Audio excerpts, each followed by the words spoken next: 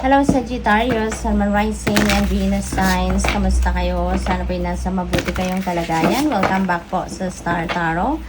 Kung bago kayo dito, welcome din kayo. Thank you sa inyong support. I truly appreciate it. God bless you all. Sag, una mensahe po ninyo ay justice. And you are getting what you deserve, Sagittarius. No, magiging ang tawag dito, makatotohanan lang kayo sa ngayon at pasasaan ba't makukuha ninyo kung ano ang what it is that is due for you. Okay? So, pagsikapan lang ninyo na stick to the truth. Kasi kapag po-project kayo ng honesty, no, ng transparency, ng truth, no, makakaasa kayo na ang ibabalik sa inyo ng universe ay ganun din. Kaya kung you're being truthful to other people, to your situation, rest assured, no, na magiging maayos ang lahat. Rest assured na magiging truthful din ang mga tao that you are going to be dealing with, no, at this time. We have 9 of Wands. Ayan. So, huwag kayong sumuko. Okay, Sagittarius, huwag kayong sumuko. Kahit anuman ang dark circumstances na maaring ma-encounter ninyo at this time, that is not enough, no, na maging rason para kayo ay mag-give up sa kung ano man ang inyong pinagsisikapan, no. Malalaman din ninyo, no, kung ang pinagkakaabalahan ninyo is not the best for you, if it's not good for you, if it's not meant for you. Kasi madaming blockages, hindi natatapos ang blockages dyan, hindi matatapos ang delays. Kaya you would know and you will feel it na it's about time na to give up. About time na nasukuan mo na yan, ano.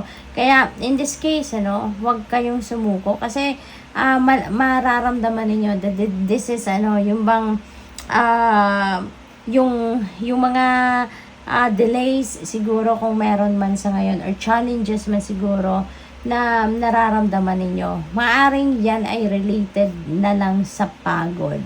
Maaring related na lang doon sa parang nabuburyo na kayo kasi maaring hindi ninyo pa nakikita, no, yung parang magiging end product, no, or ng magiging resulta ng inyong ginagawa, no. Pero wag kayong sumuko, no, kasi magtiwala kayo sa divine universe, magtiwala kayo sa divine plan. Otherwise, 'di ba, kung itong ginagawa ninyo ay hindi talaga yan para sa iyo, sana bombarded na kayo ng obstacles, bombarded na kayo ng challenges noon pa, no? At hindi na kayo dadating sa ganitong malapit na kayo sa tagumpay, malapit na kayo sa finish line. Hindi kayo makakarating sa ganitong punto, no, ng buhay ninyo kung this is not meant for you, no? Yung ganun. So, importante, no, na makinig kayo sa inyong intuition because your intuition will guide you, no, will send you a signal, no, kung tutuloy or hindi. Pero in this case, this is a clear message for you na don't give up, okay? Huwag kayong sumuko dito. Malapit na kayo sa tagumpay, Sag. We have the Star. Ayan, so this is about new hope, new optimism, new life naghihintay sa inyo rito. Kaya lang kayo, umasa lang kayo, kapit lang kayo sa inyong hope and faith at magtiwala kayo sa universe, no, sa plano niya para sa iyo. Iilawan ito yung path para sa iyo kung saan kayo dapat papunta. Kaya make sure na you are paying attention to your intuitive messages.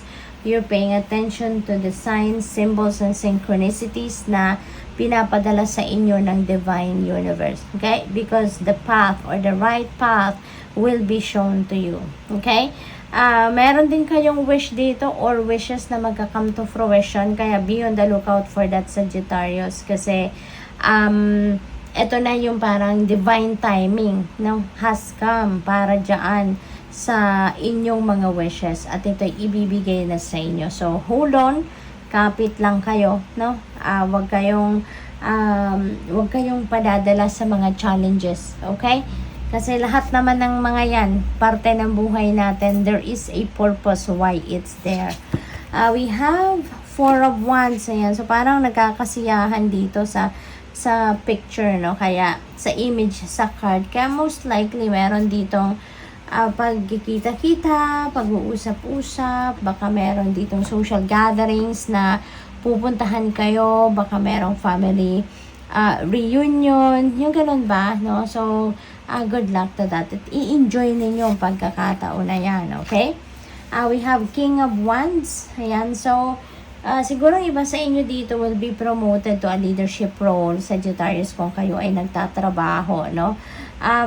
Kasi you are being called to be a leader nito. You're being called to be an inspiration to others, to be the light for others.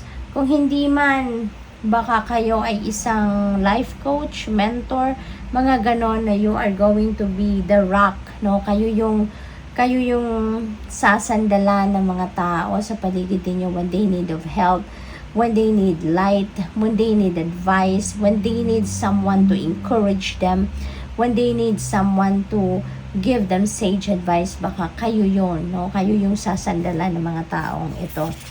What else? We have toxic witches. Mag-iingat kayo. Be careful of what you say, lalo-lalo na dito sa mga tao na nasa paligid ninyo. Ramdam naman natin, no? Sagittarius, mararamdaman din ninyo kung ang mga tao sa paligid ninyo are toxic people, low vibration people, because unang-una makikita ninyo yan or mapapansin ninyo yan sa body language nila, no? Ikalawa, yung tingin, no? Alam mo yung tingin na malisyoso, alam mo ang tingin na hindi honest ang taong yan, no? Hindi mapagkakatiwalaan ng taong yan. You will definitely see it and you will definitely feel it. Diba? The way also they talk. Kaya they speak. Kaya be cautious, okay? Be cautious kasi you never know kung ano yung tunay na pagkatao, kung ano yung tunay na motibo ng mga taong yan, no, sa paligid ninyo. So, pakiramdaman ninyo, deal with those positive thinking people, deal with those people na maganang inyong pakiramdam. Kasi, kapag negative vibes ang hatid ng tao sa paligid ninyo, mararamdaman ninyong kaibigat, mararamdaman ninyo there's something off, no, with that person. Kaya mahalaga talaga na pakinggan ninyo ang inyong intuition, okay? Pakiramdaman ninyo. The patient witch, ayan, so probably ang iba sa inyo dito kailangan na magpahinga, no?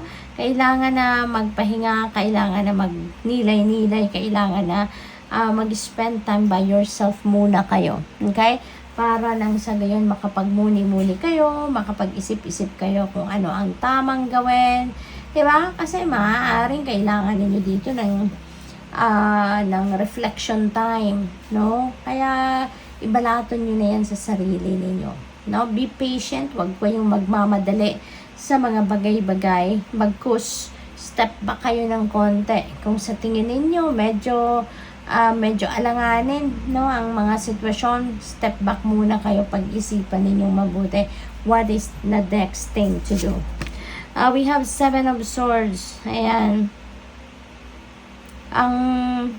This is an energy of cheater, liar, and stealer, no? Kaya be cautious talaga. Be cautious with whom you deal with and how you deal with these people. Pakiramdaman ninyo, napakahalaga ngayon na talasan ninyo ang inyong pakiramdam sa ngayon. Kasi parang you may be surrounded with toxic people, you may be surrounded with cheater, liar, and stealer, mga mambubudol, scammers, yung mga ganon. Okay? So, pakiramdaman ninyong maigi ang mga tao sa paligid ninyo.